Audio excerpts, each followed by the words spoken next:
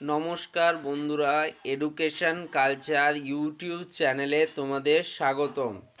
তো দেখো, এখন তোমরা যারা জেক্সপো ভোকলেট এই ইয়ারের ক্যান্ডিডেটরা রয়েছো, অর্থাৎ যারা 2024-25 শিক্ষাবর্ষে ডিপ্লোমা ইঞ্জিনিয়ারিংয়ের বিভিন্ন কোর্স অর্থাৎ diploma in engineering and technology, এমওপিএম, modern office practice management, আর্কিটেকচারের মতো বিভিন্ন ডিপ্লোমা কোর্সেসে ভর্তি হতে চলেছ। তো তোমরা জানো স্টেট কাউন্সিল থেকে অলরেডি এটা সিদ্ধান্ত নেওয়া হয়েছে যে এই বছর তোমাদের কিন্তু কোনো প্রকার এক্সাম হচ্ছে না। তোমাদের মাধ্যমিক বা উচ্চ মাধ্যমিক সায়েন্সে পাওয়া নাম্বারের ভিত্তিতে জেক্সপো এবং ভোকলেট পরীক্ষায় যথাক্রমে অ্যাডমিশন তোমাদের হবে কলেজে ডিপ্লোমা কোর্সেসে। তো তোমরা জানো সবার প্রথমে যে পদ্ধতিটা তোমাদের হবে সেটা হচ্ছে জেক্সপো অ্যান্ড ভোকলেটের ফর্ম ফিল আপ বিষয়ে।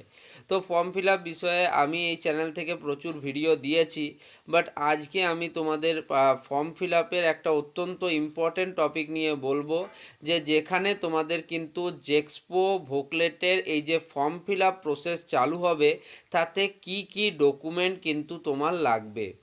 এটা কিন্তু একটা অত্যন্ত ইম্পর্টেন্ট ভিডিও হতে চলেছে, তাই ভিডিওটা শেষ পর্যন্ত দেখো এবং চ্যানেলটিকে তোমরা সাবস্ক্রাইব করে রাখতে পারো, কারণ ভবিষ্যতে আরও তোমাদের জন্য হেল্পফুল ভিডিও এই চ্যানেল প্রোভাইড করতেই থাকবে। তাহলে দেখো, আমি এবার লিস্ট অফ ডকুমেন্টসের কথা যদি বলি, তো সবার প্রথমে যে ডকুমেন্টের কথা বলবো সেটা হচ্ছে আধার কার্ড। তো তোমরা যে সমস্ত স্টুডেন্টরা এই 3 ইয়ার্স ডিপ্লোমা ইঞ্জিনিয়ারিং থ্রু জেক্সপো বা 2 years diploma engineering through ভোকলেট, যাতেই diploma কোর্সেসে তুমি ভর্তি হতে চাও না কেন, তার জন্য মাস্ট তোমার কাছে আধার কার্ড কিন্তু থাকতেই হবে, অর্থাৎ ভ্যারিফায়েড আধার নাম্বার তোমাদের কাছে থাকতে হবে। এবার একটা কথা তোমাদের বলে দিই এই আধার কার্ডকে রিলেটেড। দেখো, তোমরা কিন্তু এখন যারা ক্লাস 10 পাস স্টুডেন্টরা রয়েছো বা ক্লাস 12 পাস স্টুডেন্টরা রয়েছো বা অ্যাপিয়ারিং স্টুডেন্ট যেই হও না কেন, তো তোমরা কিন্তু অবশ্যই নিজেদের আধার কার্ডগুলির কিন্তু আপডেট করে নেবে। কারণ দেখো, এখন বর্তমান সময়ে দেখা যাচ্ছে যে অনেক ক্ষেত্রে যদি তুমি তোমার পুরনো আধার কার্ডের ডেটা দিয়ে থাকো, তাহলে সেটা কিন্তু অনেক জায়গায় গ্রহণযোগ্য হচ্ছে না। যেমন কি তোমরা জানো, রিসেন্ট ভারত সরকার দ্বারাও কিন্তু এটা বলা হয়েছিল যে প্রত্যেকের কিন্তু আধার আপডেট করা ম্যান্ডেটারি। তাই তোমাদের কোনো স্টুডেন্টের যদি এখনও আধার কার্ডের কোনো আপডেট হয়নি বা আপডেট প্রয়োজন রয়েছে, তাহলে অবশ্যই কিন্তু আধার কার্ডটিকে আপডেট করে নেবে। কারণ এই দেখো, এই যে তুমি আধার নাম্বার দিয়ে তোমার ফর্ম ফিল আপ চালু হবে, এই ফর্ম ফিল আপের পর কিন্তু তোমার এই আধার নম্বরটি তোমাকে বারবার লাগবে, বা এটাই তোমার কিন্তু বেস্ট হবে। আর আরেকটা জিনিস বলে নিই, এই আধার কার্ডে যেন তোমার নাম এবং তোমার অ্যাড্রেস, তোমার মোবাইল নাম্বার, এগুলো যেন খুব ভালোভাবে আপডেট থাকে। আমি বারবার তোমাদের বলে দিচ্ছি, এই ভুলগুলো কিন্তু তোমরা করবে না। অনেক স্টুডেন্ট প্রিভিয়াসলি ভুল করে কিন্তু সমস্যায় পড়েছে।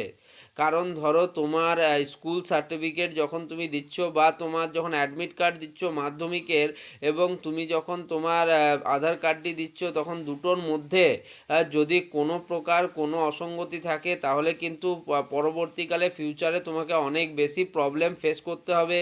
তাই অবশ্যই বলবো যে নাম্বার 1 ডকুমেন্ট হিসেবে যে আধার কার্ডটি ফর্ম ফিল আপের সময় চাওয়া হবে বা আধার কার্ডের নাম্বারটি চাওয়া হবে, সেটা কিন্তু খুব ভালোভাবে তোমরা কিন্তু সেখানে ফিল আপ করবে। এটা কিন্তু খুব ইম্পর্ট্যান্ট একটা টপিক, যেহেতু অনেক স্টুডেন্টের প্রিভিয়াসলি এই সমস্যাটা হয়েছে আপডেট নিয়ে। এমনকি আমার একটা বাস্তব অভিজ্ঞতাও তোমাদের বলতে পারি, যে তোমাদের যে জয়েন্টের এক্সাম হয়, রাজ্য জয়েন্টের WBJEE, তো সেই সময়তেও কিন্তু আমরা পুরনো আধার কার্ড নিয়ে যাওয়ার জন্য সেইখানে কিন্তু তারা বারবার আপডেট করার কথাটি বলে দেয়। তাই তোমাদেরকেও বলছি যে নিশ্চয়ই কিন্তু তোমরা, তোমাদের যদি ছোটোবেলার ফটো দেওয়া আছে বা কিছু আছে, তোমরা কিন্তু অবশ্যই একবার আপডেট করে নেবে, এবং তাতে তোমার নাম, ঠিকানা এবং ফোন নাম্বার বা মোবাইল নাম্বার যাই হোক না কেন, তা সেটা যেন খুব ভ্যারিফাইড থাকে এবং ঠিকঠাক থাকে, সেটা কিন্তু দেখার দায়িত্ব তোমার। এটা হয়ে গেল ফার্স্ট ডকুমেন্ট, যেটা জেক্সপো বা ভোকলেট যে কোনো পরীক্ষারই বলো না কেন ফর্ম ফিল আপের সময় লাগছে। দ্বিতীয় ডকুমেন্ট হচ্ছে তোমাদের মাধ্যমিকের অ্যাডমিট কার্ড। ঠিক আছে, এটা কিন্তু একটা অত্যন্ত ইম্পর্ট্যান্ট ডকুমেন্ট জেক্সপোর জন্য। আর ভোকলেটের জন্য মাধ্যমিক এবং উচ্চ মাধ্যমিক উভয়ের অ্যাডমিট কার্ডই তোমার কাছে থাকা প্রয়োজন। তো দেখো তোমরা এবং তার সাথে অবশ্যই এই যে অ্যাডমিট কার্ড, তার সাথে কিন্তু মাধ্যমিকের মার্কশিট, বা তুমি ভোকলেট এক্সামে যদি বসতে চাও বা ভোকলেটের থ্রুতে যদি অ্যাডমিশান নিতে চাও, সেক্ষেত্রে উচ্চ মাধ্যমিকের মার্কশিট এগুলো কিন্তু অবশ্যই তোমার কাছে থাকতে হবে। কেন বলছি দেখো, তোমার যে মাধ্যমিকে তোমরা বলবে যে দাদা তাহলে তো অনেক স্টুডেন্ট আছে যারা এই ইয়ার বা অ্যাপিয়ারিং স্টুডেন্ট রয়েছে, তো তারা কি জেক্সপো ভোকলেটে অ্যাডমিশান নিতে পারবে না? অবশ্যই পারবে।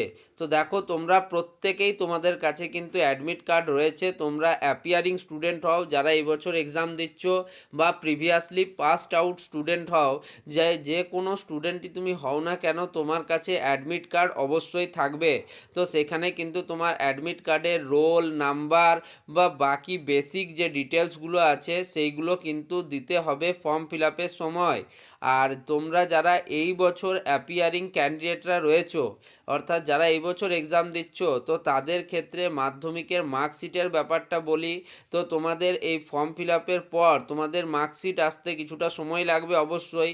তো সেই মার্কশিট আসার সময়ের জন্য তোমাদেরকে কাউন্সিল থেকে বা স্টেট কাউন্সিল থেকে কিছুটা সময় হয়তো দেওয়া হবে, এবং সেই যে সময়টা দেওয়া হবে তার সমস্ত আপডেট কিন্তু তোমরা এই চ্যানেল থেকে পেয়ে যাবে, তাই চ্যানেলটিকে সাবস্ক্রাইব করে রাখতেই হবে।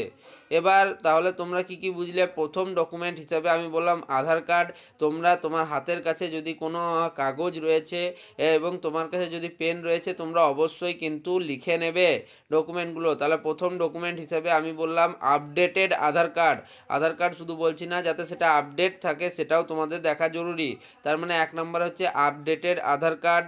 দ্বিতীয় নম্বরে হচ্ছে তোমাদের মাধ্যমিকের অ্যাডমিট অ্যান্ড মাধ্যমিকের মার্কশিট। যারা অলরেডি পাসড আউট তাদের জন্য মার্কশিট, যারা এখনও পাস আউট করেনি তাদের জন্য মাধ্যমিকের অ্যাডমিট কার্ড। ওকে, এবারে 3 নাম্বার যে জিনিসটি তোমাদের লাগছে সেটা হচ্ছে অবশ্যই তোমাদের পাসপোর্ট সাইজ ফটো। তোমরা প্রত্যেকেই কিন্তু নিজেদের minimum 2 copy passport size photo নিজের কাছে রাখবে। এটা কিন্তু অত্যন্ত ইম্পর্টেন্ট হতে চলেছে। পাসপোর্ট সাইজ ফটো কিন্তু তোমাদের রাখতেই হবে। এটা হচ্ছে মেনলি তোমাদের 3 নাম্বার ডকুমেন্ট হিসেবে বলা হচ্ছে। তাহলে এরপর যদি চতুর্থ ডকুমেন্ট হিসেবে কিছু বলো, তাহলে আমি বলবো অবশ্যই তোমার কাছে অ্যাক্টিভেটেড মোবাইল নাম্বার বা ফোন নাম্বার এবং তার সাথে ভ্যারিফায়েড ইমেল আইডি থাকে। তো এই অ্যাক্টিভেটেড মোবাইল নাম্বার বা ভ্যারিফায়েড মেল আইডি মানে কি? তো দেখো তোমরা জানো যে বর্তমান সময়ে কি হচ্ছে, যদি একটা নির্দিষ্ট সময়ের মধ্যে আমাদের ফোনটা আমরা রিচার্জ না করি, তাহলে কিন্তু দেখা যায় যে আমাদের ইনকামিং এবং আউটগোয়িং পরিষেবা বন্ধ হয়ে যাচ্ছে। তো সেক্ষেত্রে কিন্তু আমাদের যে ফোন নাম্বারটি তোমরা জেক্সপো ভোকলেট ফর্ম ফিল আপে দেবে, সেটা কিন্তু তোমার কাছে অনেক দিন থাকতে হবে। অর্থাৎ যতক্ষণ না তোমার মিনিমাম অ্যাডমিশান প্রসেস কমপ্লিট হচ্ছে, ততদিন সেই মোবাইল নাম্বারটা যাতে অ্যাক্টিভেট থাকে সেটা কিন্তু দেখার দায়িত্ব তোমার। তাই অবশ্যই কিন্তু একটা অ্যাক্টিভেট মোবাইল নাম্বার দেবে, যেই মোবাইল নাম্বারটা তোমরা কিন্তু চালাতে পারবে, এবং তার সাথে তাতে তোমরা ইন্টারনেট কানেকশানও ভরে রাখবে, কারণ তোমাদের কিন্তু মেল আইডি দিতে হবে। তো মেল আইডি দেওয়ার সময় অবশ্যই কিন্তু নিজের যে মেল আইডিটা তোমরা ব্যবহার করো, জিমেল আইডিটা, সেটাই কিন্তু তোমরা সেখানে দেবে। অনেক ক্ষেত্রে কি হয় যে ধরো তোমার কোনো কারণবশত যদি তোমার মেল আইডিটা ডিলিট হয়ে যায়, তাহলে যদি কাউন্সিল থেকে কোনো মেল করা হয় তোমাকে, তুমি কিন্তু সেই মেলটি পাবে না। তাই অবশ্যই তোমার অ্যাক্টিভেটেড মোবাইল নাম্বার এবং ভ্যারিফায়েড মেল আইডি তোমার কাছে থাকতে হবে। এবং আরেকটা জিনিস বলে দিই, তো মেল আইডি যেটা তোমরা ক্রিয়েট করবে, সেখানে কিন্তু তোমরা তোমাদের নিজেদের ফটো কিন্তু সেখানে প্রোফাইল পিকচার হিসেবে দেবে, যাতে কিন্তু শনাক্তকরণের সুবিধা হয়। এটাকেই বলা হয় ভ্যারিফায়েড ইমেল আইডি। তো তোমাদের বললাম যে 4 নম্বর ডকুমেন্ট হিসেবে তোমাকে রাখতে হবে অ্যাক্টিভেটেড মোবাইল নাম্বার এবং তার সাথে কিন্তু ভ্যারিফায়েড ইমেল আইডি। 5 নাম্বার জিনিস হচ্ছে দেখো সিগনেচার। তো সিগনেচার বিষয়টা কি, তোমাদের কিন্তু যে সিগনেচারটা তোমরা চিরকাল করে আসছো সেই সিগনেচারটাই তোমরা করবে, এবং একটা সাদা কাগজে তোমাকে সিগনেচার করানো হবে এবং সেটার একটা স্ক্যান কপি কিন্তু কাউন্সিলের ওই ফর্ম ফিল আপ ওয়েবসাইটে দিতে হবে। তো সেখানে কিন্তু সেটা তোমার ধরো 60 KB মতো, কোনো কোনো ক্ষেত্রে বলা হয় যে 100 KB এর মতো, তাতে কিন্তু তোমাকে সেখানে আপলোড করতে হবে। তাই অবশ্যই একটা সাদা দেখে কাগজে খুব সুন্দরভাবে তোমাকে সাইন করে রাখতে হবে, এবং সেটা তুমি পরবর্তীকালে স্ক্যান করে যাতে ফর্ম ফিল আপের সময় আপডেট মানে সেটাকে দিতে পারো। এরপর আরেকটা বিষয় আমি বলবো, এগুলো তো মেন হয়ে গেল 5 নম্বর ডকুমেন্ট হিসাবে। তো 6 নম্বরে যে ডকুমেন্টটার কথা বলবো সেটা হচ্ছে এসসি বা এসটি বা ওবিসি। যদি তোমার কাছে সার্টিফিকেট থেকে থাকে তাহলেই কিন্তু তোমরা এসসি এসটি বা ওবিসিটাকে ইয়েস করবে। আমি এটা কেন বারবার বলে দিচ্ছি, দেখো এই ফর্ম ফিল আপ হলো তোমাদের, ধরো তুমি মাধ্যমিক পাস আউট ক্যান্ডিডেট, তুমি complete form fill up procedure complete করে নিয়েছো এবং তুমি ভুল করে তুমি একজন জেনারেল ক্যাটাগরির স্টুডেন্ট, বাট তুমি সেখানে এসসি বা এসটি বা ওবিসি ভরে দিয়েছো। এবার তোমরা জানো যে র্যাঙ্ক, তুমি ধরো যদি এসসি ক্যান্ডিডেট হও তাহলে তোমরা কিন্তু দুটো র্যাঙ্ক পাবে, একটা জিএমআর বা জেনারেল মেরিট র্যাঙ্ক, আর একটা হচ্ছে তোমার এসসি র্যাঙ্ক। ধরো তোমার জিএমআর র্যাঙ্ক হলো 2000 লেটসে, এবং এসসি র্যাঙ্ক হলো 2000 হচ্ছে তোমাদের জেনারেল র্যাঙ্ক, এসসি র্যাঙ্ক হলো 18। সেক্ষেত্রে যদি তুমি এসসি র্যাঙ্কে কোনো কলেজ পেলে তখন কিন্তু তোমাকে সেখানে এসসির কাস্ট সার্টিফিকেট শো করতে হবে। আর যদি তুমি না পাও তাহলে তোমার কিন্তু না পারো তাহলে অ্যাডমিশান প্রসেস কিন্তু পুরোপুরি বাতিল হয়ে যাবে। তাই একদম এই ভুলটি কেউ করবে না। যদি তুমি এসসি এসটি বা ওবিসি হয়ে থাকো তাহলেই কিন্তু তুমি সেখানে ফর্ম ফিল আপে সেটা করবে, এবং তোমার কাছে কিন্তু ভ্যালিড এসসি এসটি বা ওবিসি সার্টিফিকেট থাকতে হবে। তো জেনারেল যারা স্টুডেন্ট রয়েছে তাদের জন্য কোনো সার্টিফিকেটের প্রয়োজন নেই, এটা শুধুমাত্র যারা এসসি এসটি বা ওবিসি রয়েছে তাদের জন্য এই সার্টিফিকেটটা কিন্তু লাগবে। নেক্সট হচ্ছে দেখো আরেকটা জিনিস হয় টিএফডাব্লিউ কোটা বা টিএফডাব্লিউ সার্টিফিকেট। তো দেখো তোমরা যখন এই ফর্ম ফিল আপ করবে তখন সেখানে তোমরা পাবে টিএফডাব্লিউ। তো টিএফডাব্লিউ কথাটির মানে কি? তো টিএফডাব্লিউ কথাটির মানে হচ্ছে টিউশন ফিজ ওয়েভার স্কিম। তো যারা দেখো দরিদ্র তালিকাভুক্ত যারা রয়েছো, যাদের পারিবারিক বা আর্থিক ইনকাম বছরে 2,50,000 টাকার কম, তাদের ক্ষেত্রে কিন্তু এই টিএফডাব্লিউ করানো যায়। বিভিন্ন মিউনিসিপ্যালিটি ব্লক বা তোমার এসডিও বিডিও সাহেবের কাছ থেকে এরকম কিন্তু সার্টিফিকেট তৈরি করা যায়। তো যদি তোমরা এই আওতাভুক্ত হও, অর্থাৎ তোমাদের পারিবারিক ইনকাম বছরে 2,50,000 টাকার কম হয়, তাহলে অবশ্যই তোমরা এই টিএফডাব্লিউটাকে ইয়েস করতে পারো। অন্যথায় আমি বলবো নো করাই ভালো। দেখো তোমাদের কলেজের যে ফি স্ট্রাকচার সেখানে আমি আরও ডিটেলসে বলবো, 2023-এর প্রচুর ভিডিও আছে, তোমরা যে দেখতে পারো এই চ্যানেলটিতে, প্রত্যেকটা ভিডিও হেল্পফুল। তো সেখানে বলা রয়েছে, তো ধরো তোমাদের টিউশন ফিস হচ্ছে 50 রুপিস পার মান্থ, তাহলে পুরো বছরে হচ্ছে 600 টাকা।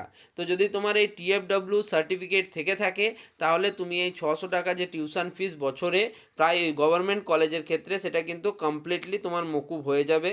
তাই এই টিএফডাব্লিউ যাদের এরকম অবস্থা রয়েছে আর্থিকভাবে দুর্বল বা পিছিয়ে পড়া, তারাই শুধুমাত্র এই টিএফডাব্লিউতে ইয়াস করবে।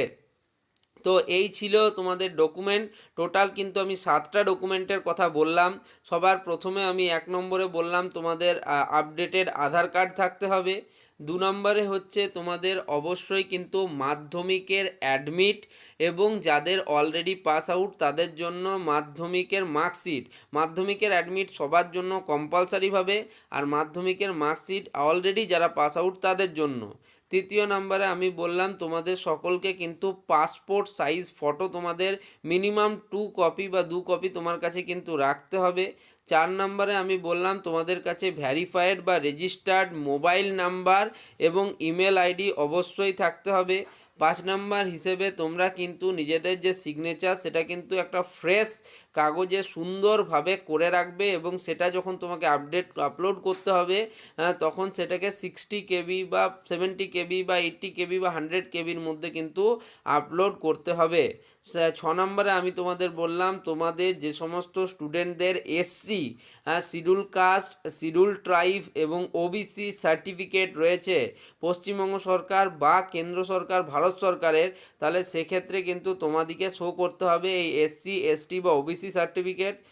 আর নেক্সট হচ্ছে তোমাদের 7 নম্বর, যেটা আমি তোমাদের সবাইকে খুব ইম্পর্টেন্টলি বললাম, সেটা হচ্ছে সবার জন্য নয়, বাট যারা আর্থিকভাবে পিছিয়ে পড়া রয়েছে বা দুর্বল রয়েছে তারা কিন্তু অবশ্যই এই TFW সার্টিফিকেট নিজের হাতের কাছে রাখবে। তো এইগুলো হচ্ছে কিছু জরুরি ডকুমেন্ট যেগুলো অবশ্যই তোমার কাছে থাকতে হবে যে কোনো এক্সামের ফর্ম ফিল আপে। এগুলো কিন্তু বেসিক নিডস, বুঝতে পারলে? শুধুমাত্র যে জেক্সপো পরীক্ষা বা ভোকলেট পরীক্ষা বা সর্বভারতীয় জয়েন্ট পরীক্ষা বা রাজ্য জয়েন্ট পরীক্ষা বা যে কোনো ধরনের পরীক্ষায় এই ডকুমেন্টগুলো কিন্তু কম্পালসারিভাবে এখন নেওয়া হচ্ছে। তাই অবশ্যই এই ডকুমেন্টগুলো তোমরা কিন্তু রেডি করে রাখবে। আর যে জিনিসগুলো বললাম সেগুলো মাথায় রাখলে আশা করছি কোনো কিছুতেই তোমাদের প্রবলেম হবে না। আর এই চ্যানেলের সাথে যুক্ত থাকো, সব ধরনের তোমাদের সহযোগিতা করার জন্য পাশে আছি। ভিডিওটা ভালো লাগলে ভিডিওটিকে লাইক করো, চ্যানেলটিকে সাবস্ক্রাইব করো এবং ভিডিওটি বন্ধুদের মধ্যে অবশ্যই শেয়ার করো। ধন্যবাদ।